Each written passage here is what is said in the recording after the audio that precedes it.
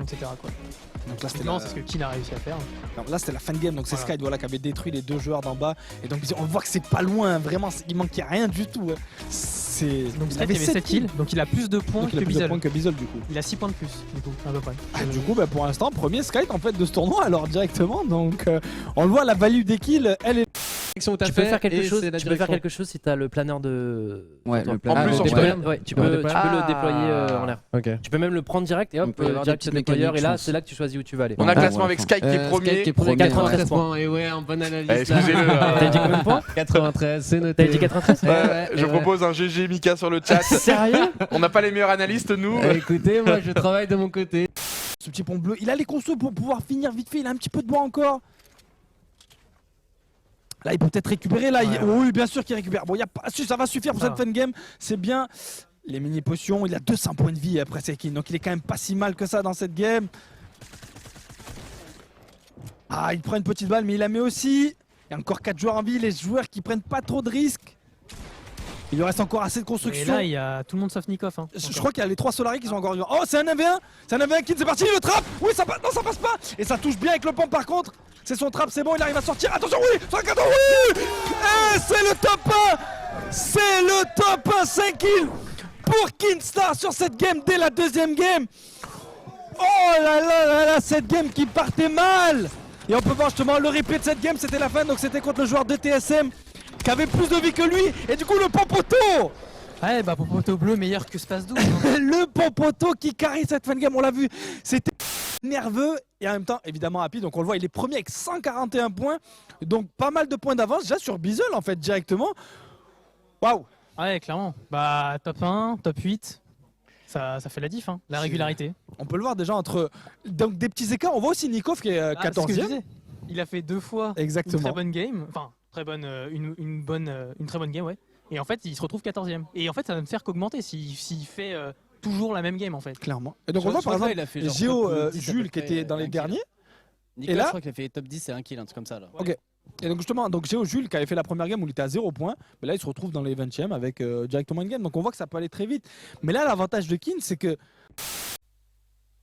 Ok. Et du coup, regardez, je sais pas si vous avez vu sur Twitter ce qui tourne, mais il y a un mec pendant le tournoi qui a utilisé le nouveau canon disponible dans le jeu. Sauf que dans le canon, vous pouvez pas vous arrêter.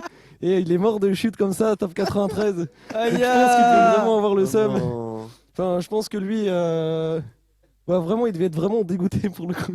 À ton avis, tu préfères... Et là, il arrive à faire un top 1 5 kills. Donc un top 1 5 kills, ça fait beaucoup de points ça par contre. Ouais, c'est énorme. Voilà cette fun game de notre ami Kin là qui... Oh il vient de me donner de l'émotion là ce garçon, c'est... Waouh. Comme quoi un jeu c'est... Et là on le voit sur son visage qu'il est bien là, ça...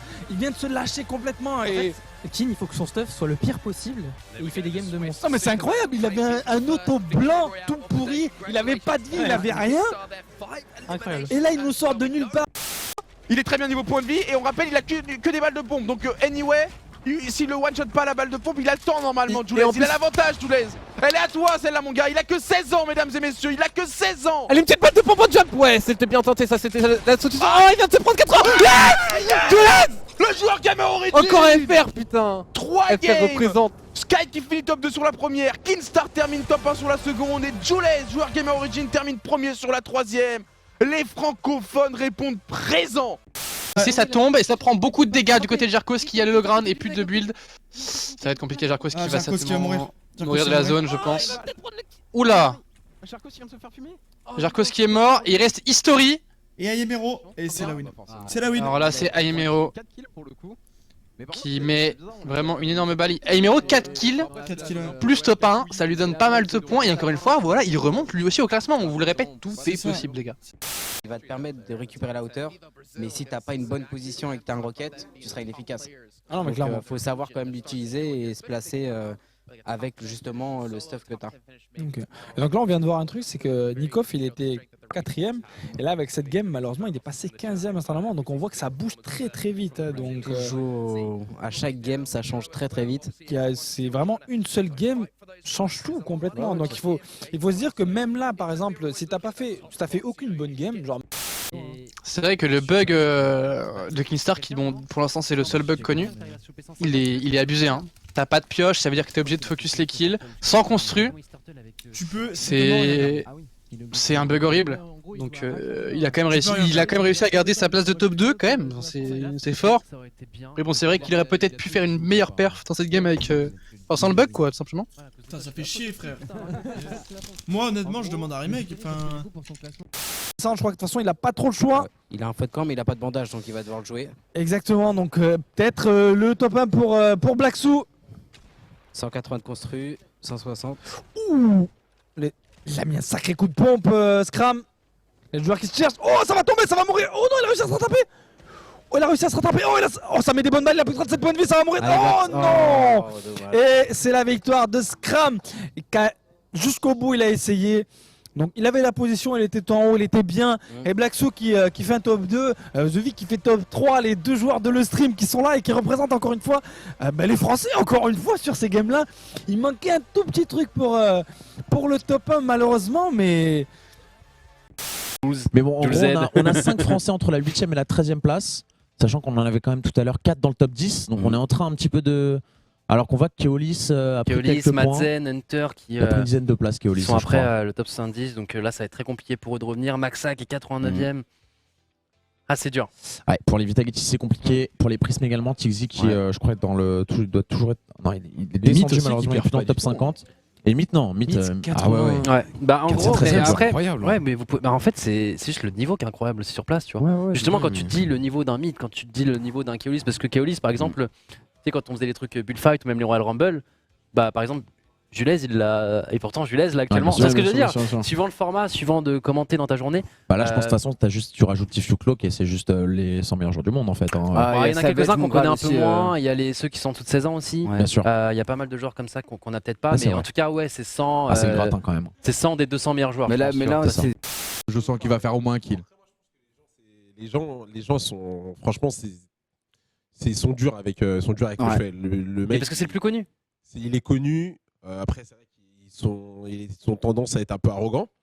Mais après, l'arrogance, c'est aussi une force. Et voilà, c'est aussi une carapace pour te rendre plus fort. Nous, on connaît ça. Nous, on a fait ça sur clairement. On est arrogant sur le Quand t'es arrogant, mais quand t'es arrogant, c'est aussi pour te mettre en confiance.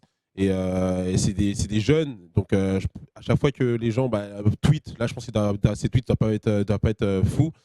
Faut savoir que voilà, même s'il est en tournoi, il prend le temps quand même de lire, je pense, ses mentions. Et à parler en français, ça l'aide pas quoi. Genre, vaut mieux l'aider.